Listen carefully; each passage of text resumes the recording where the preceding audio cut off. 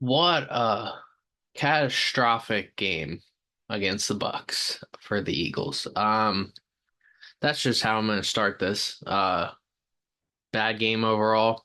This is one of those games that just wasn't prepared for it, or like not that I wasn't prepared for it, but the team's just not prepared for.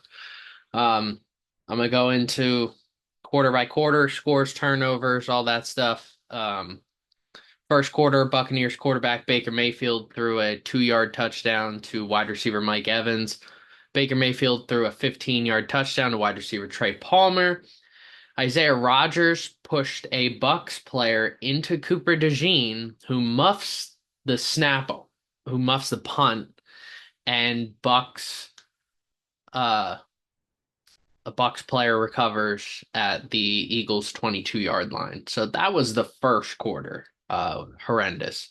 I think I saw Brian Westbrook had just turned the game on in like the second quarter, and he he just saw the score, so that was not a great time to turn on the game. Second quarter, Baker Mayfield ran in a 1-yard touchdown. Bucks kicker Chase McLaughlin kicked a 21-yard field goal. Eagles quarterback Jalen Hurts threw a 1-yard touchdown to wide receiver Paris Campbell, and the Bucks led 24-7 at halftime. Uh, Definitely just not a great start. Third quarter, Jalen Hurts ran in a 1-yard touchdown of brotherly shove. Seemed like the Eagles were gaining momentum, double dipping at the end of the first half, beginning of the second half. But Buccaneers running back Bucky Irving ran in a 1-yard touchdown. The extra point was blocked and returned for 2 points by Eagles cornerback Keely Ringo. Jalen Hurts was strip sacked by Buccaneers linebacker Levante David, and defensive lineman Ben Still recovered at the Bucks 24-yard line. Fourth quarter, Chase McLaughlin made a 52-yard field goal, and the Eagles turned the ball over on downs at their 42-yard line. The Bucks went on to win 33-16. Seems like games like this I don't really write a lot. I'm so caught up in the game itself. I didn't write all that much.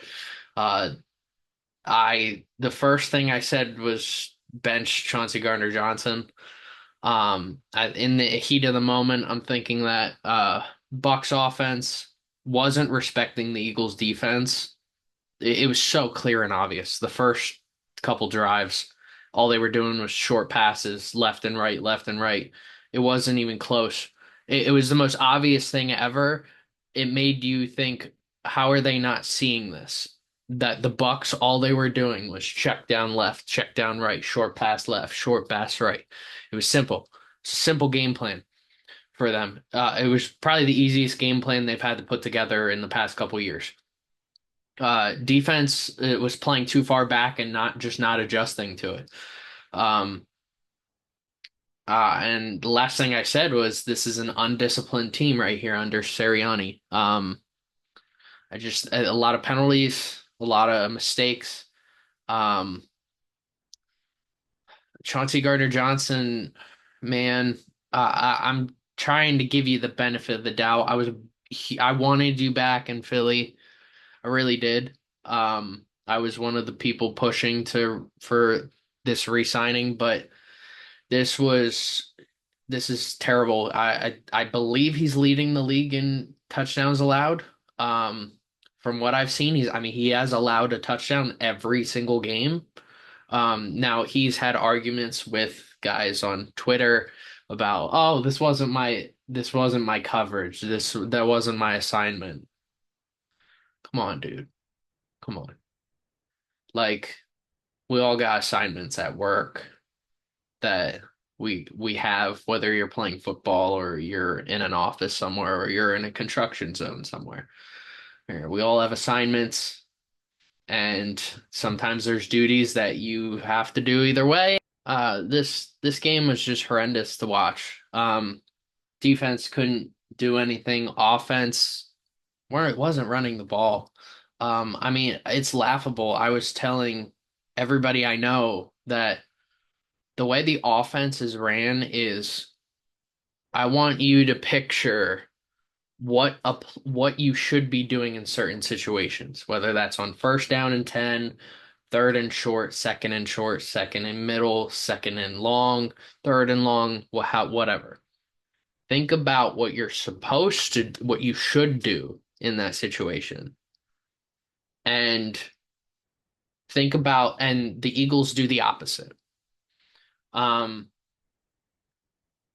I don't, Sirianni is not, he's been saying all off season that this is Kellen Moore's offense.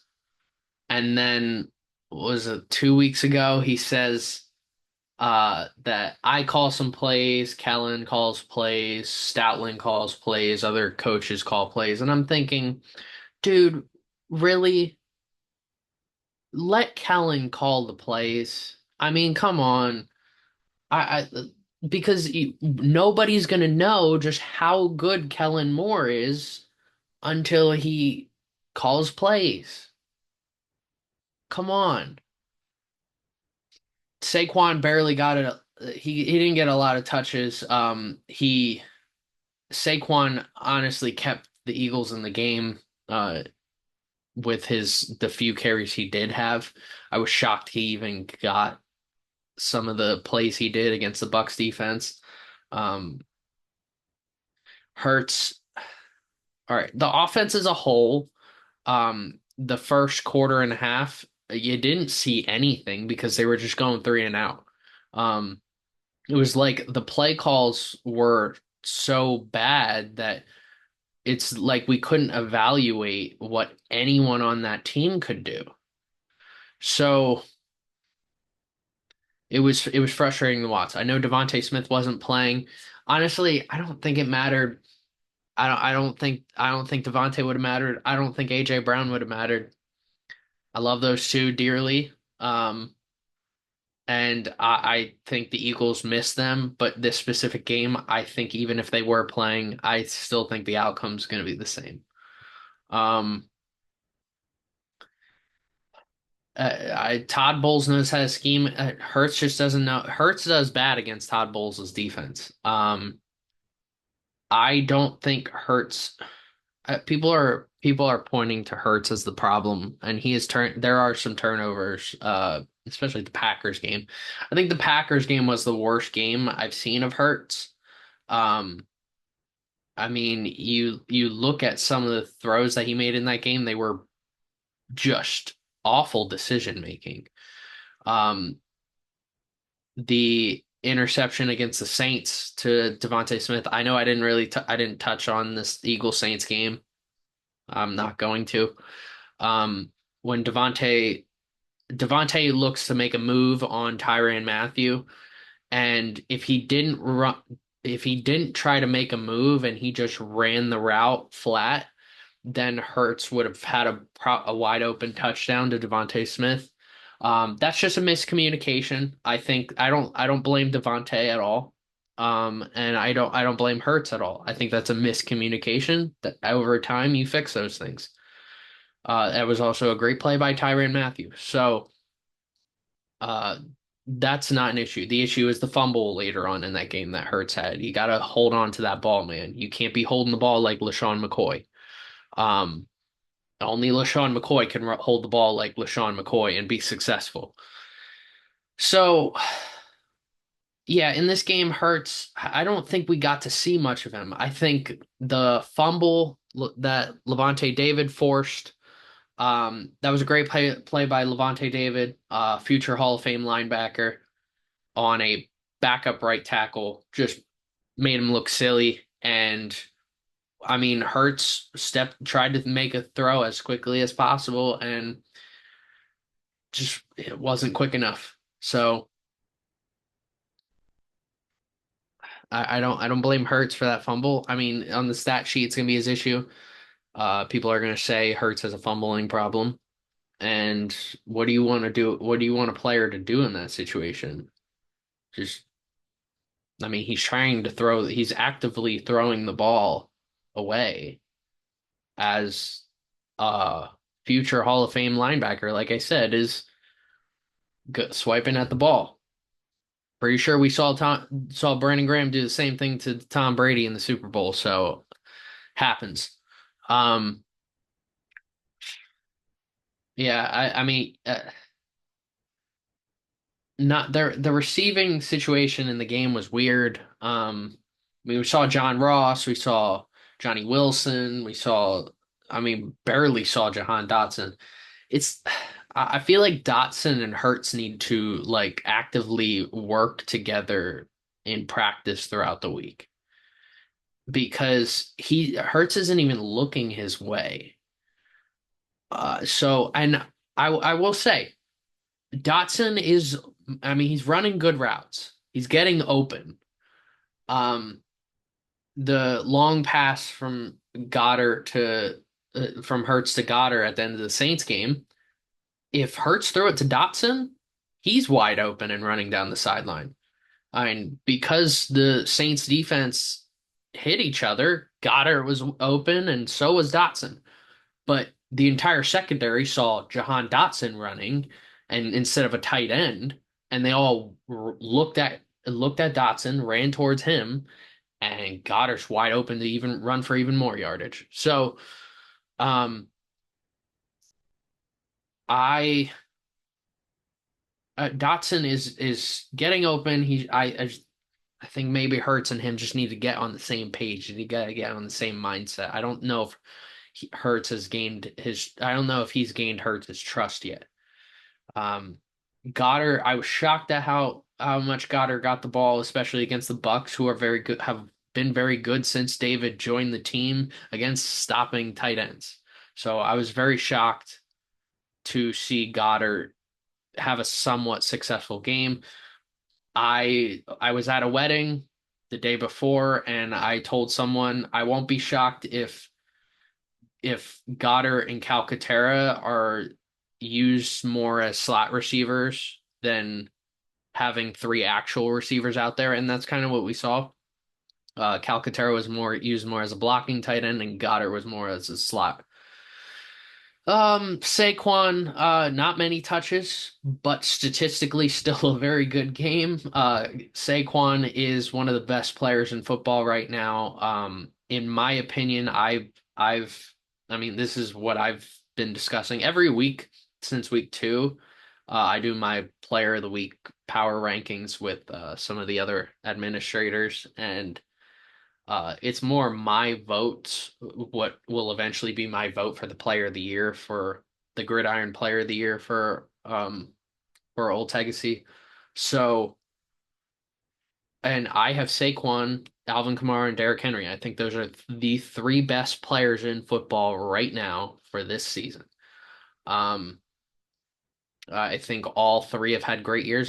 I think I think I have Kamara one just because statistically he does have more scrimmage yards and touchdowns than both Henry and Saquon. Um, Saquon's been more consistent of the three. Derrick Henry's been more dominant of the three, and I think Kamara's the middle of the three. But Saquon, even in the worst games, he's still doing so well. That drop, I understand he had the drop against the Falcons, which ended up leading to a loss, but I don't think anyone else but I think people also got to remember that he had statistically a great night that night. So, yeah, he continues to be the best player on the Eagles right now. You just got to keep feeding him the ball. I don't understand why you don't feed him. He's doing so well running the ball. Feed him like you did against the Packers. And especially in the pass game, this was a game that could have utilized Saquon more in the pass game. I'd like to see Saquon in motion more. There wasn't much motion at all in the game against the Bucks, and you gotta with this offense, it seems like Hurts does better when you have a guy in motion, probably because the defense has to prepare for that, and Hurts is able to analyze the defense preparing for that motion. So he's able to see, okay, if they're doing this, then this guy should get open. So, yeah, I thought we would have seen more Johnny Wilson. A little disappointed there. Um, no, they're not really used. I don't think Hurts and him are on the same page, but I think they're building chemistry. You kind of see it week to week.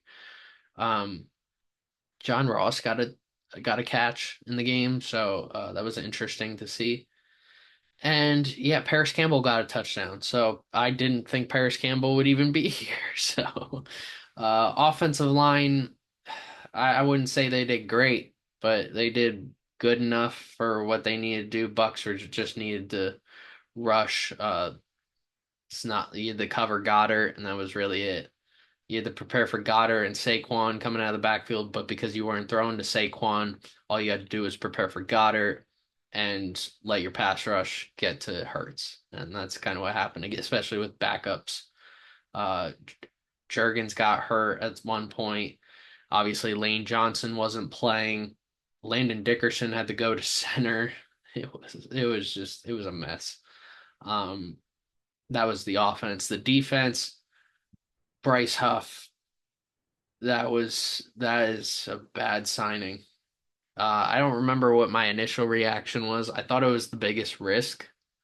I do remember thinking it was the biggest risk signing because how are you going to pay someone who plays such limited snaps on another team in a rotational defense? It would have made sense if the Eagles still had Hassan Reddick to rotate Huff in and out, but they didn't. They this these edge rushers on the Eagles need to get more snaps to build more momentum, but they're constantly rotating guys in and out. Moreau Ojimo's going and playing edge rusher occasionally. He shouldn't even be there. This was a game that I got mad at why we got rid of Marlon Tuipulotu. Um, you know, I think the D line was putting pressure on Baker early in the game, but he was getting the ball out so quickly that it's like you couldn't see what the D line was gonna do. So they couldn't make an effort to do anything. So I don't blame anyone on the D line for this game. I'm saying generally speaking, Bryce Huff has been a huge issue with this defense.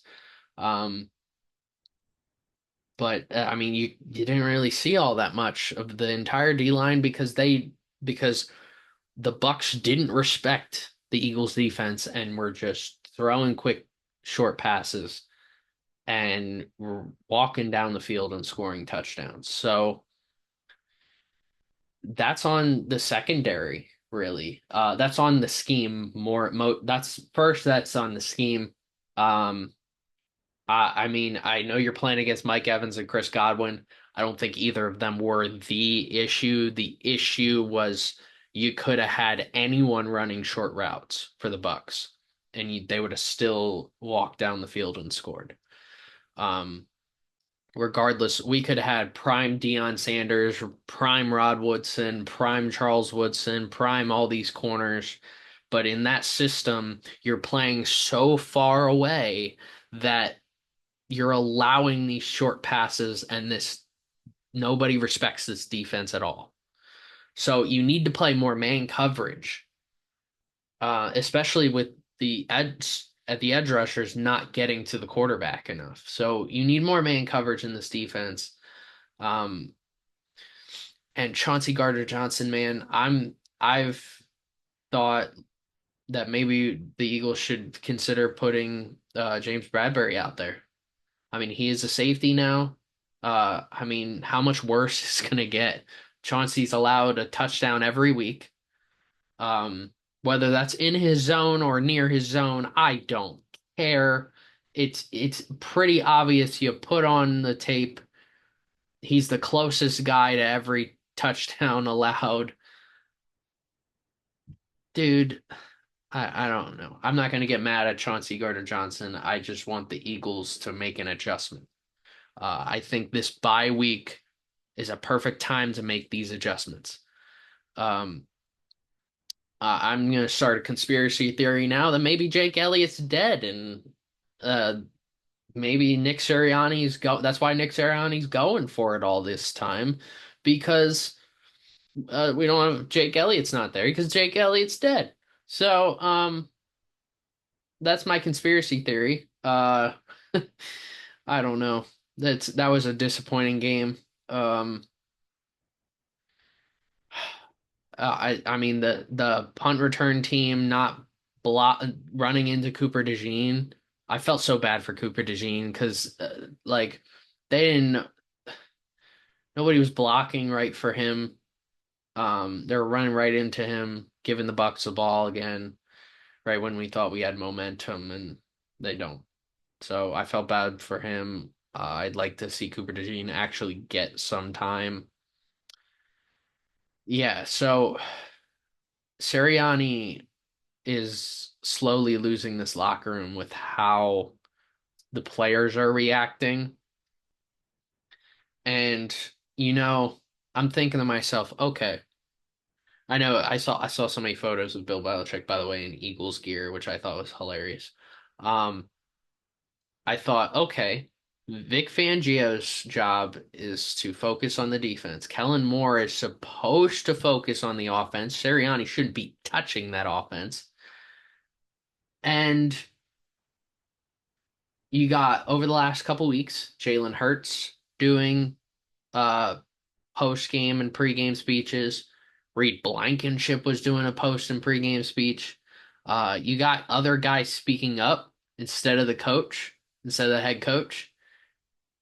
And what is Sirianni actually doing besides like choosing when to go for it and not choosing when to do stuff? So what does he actually do?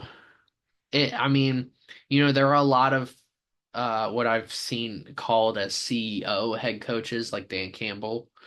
Dan Campbell is the man too. So Dan Campbell, I mean, that's different. Like he can get up in your face and motivate you that way. You got John Harbaugh.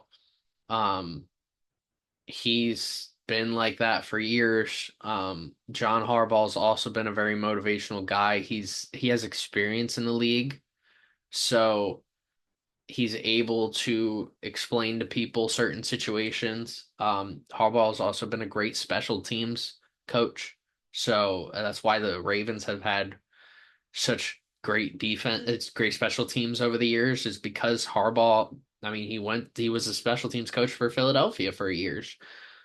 So yeah, coaches like that work, especially when you have good offensive and defensive coordinators, but they don't get involved in the actual play calling, maybe the decision making, but not the play calling. And I have issues with that. Sirianni, you have to understand, you need to give up all responsibility in play calling to Kellen Moore or Jeff Stoutland or whoever you want, but you need to get rid of that. You need to get that through your head. Anyways, um, you're losing the locker room by some of the things you're doing. Jake Elliott has been one of the best kickers in the league over the last couple years, and you're choosing not to take points. In this league, you take points. You should take points. You shouldn't be going for it all the time. I have not felt this way about a coach and about losing a locker room. I haven't talked about losing a locker room since Doug Peterson got fired by the Eagles. So this bye week better be, I better see drastic improvements this bye week. If I don't see any sort of movement, I don't know how this team can make it very far. I think they have I think they have the right group. I think they have the right play callers. I think they have everything you need to go and win a Super Bowl at any moment. The issue comes down to the decision making and the discipline. And all of that points to Nick Sirianni. So I'm not. I know. Early on in Nick Sirianni's career, the first 2 years especially, he made drastic adjustments when he needed to. Especially that first year and definitely that second year. The last year, I didn't see any sort of adjustment. Regardless, you were winning a lot of games, you still needed to make adjustments. That's the difference between a good and a great head coach. Is no matter if you win or lose, you make adjustments to because even if you're perfect, there's still things to look at in the film room. If you win 56 to nothing, there are still things that you need to clean up, whether that be penalties, whether that be just winning your assignment, and you might have missed an assignment. There are things to look at. There are things that you need to work on to improve. It's that Mamba mentality that no matter how good you do, that is not good enough. You need to be better and get better than you were before. You need to constantly improve. And I really want to see early Sirianni. I don't want to see last year's Sirianni. I want to see constant improvement. Even the 72 Dolphins need to get better every week, and that's why Don Shula is a Hall of Fame head coach. Um, you just you have to adjust, and that's why Bill Belichick is a Hall of Famer, is going to be a Hall of Famer because he adjusted it all the time. He's one of the greatest coaches of all time adjust every week. And that's their mindset is we need to make changes now because if you wait and push it off, it will screw you in the end. Um, I want to see changes by week. This is a perfect time to make these adjustments. Whether and don't be afraid to give up something that you might have control over. Allow other people to have responsibilities. It's not pushing your work onto someone. It's reorganizing the team. And you have to do that. You have to do it. And if I don't see it, I think these next 4 weeks are going to be what show me whether the Eagles are improving to be a Super Bowl contender or not. I understand the rest of the schedule is a pretty easy schedule. It's one of the easiest in the entire league. But you gotta then you shouldn't be winning by one score against these teams. You should be dominating every single week. Make adjustments. I trust Vic Fangio to make adjustments. I do. I don't Kellen Moore doesn't have that much experience like Vic Fangio to make those adjustments. So who knows? I don't know if Kellen Moore will. I'd like to see him do that. I hope he does. But Sirianni, you need to take charge and make those adjustments. So that's it. My little rant on Sirianni's over. Bye week's happening, so I'll see y'all in 2 weeks. 2 weeks. All right. Go Birds.